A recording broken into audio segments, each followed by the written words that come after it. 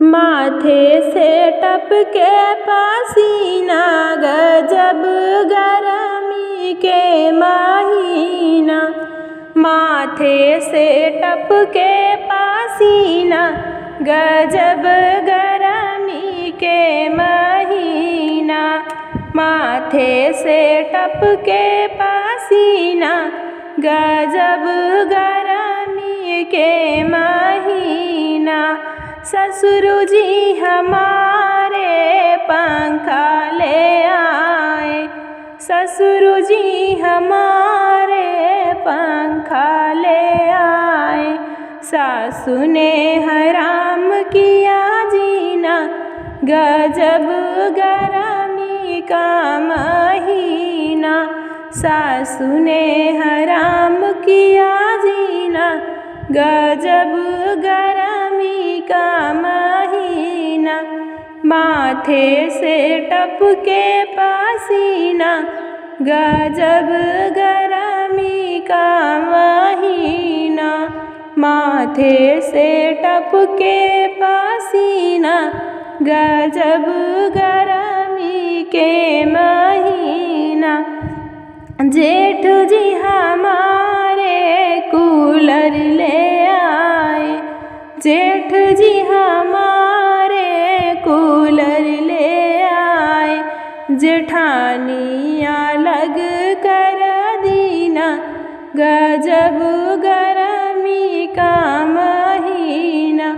जेठानिया लग कर दीना, गजब गर्मी का महीना। माथे से टपके पसीना, गजब गर्मी का महीना। देवर जी हमारे बेनिया ले आए, देवर जी हमारे बेनिया ले आए। देवरानी झगड़ा कर लीना, गजब गर्मी का महीना। देवरानी झगड़ा कर लीना, गजब गर्मी का महीना। माथे से टपके पसीना, गजब गर्मी का महीना। बलम जी हमारे सीले आए, बलम जी हमारे सीले आए। ननदी ने छोड़ा खाना पीना, गजब गर्मी का महीना। ननदी ने छोड़ा खाना पीना, गजब गर्मी का महीना।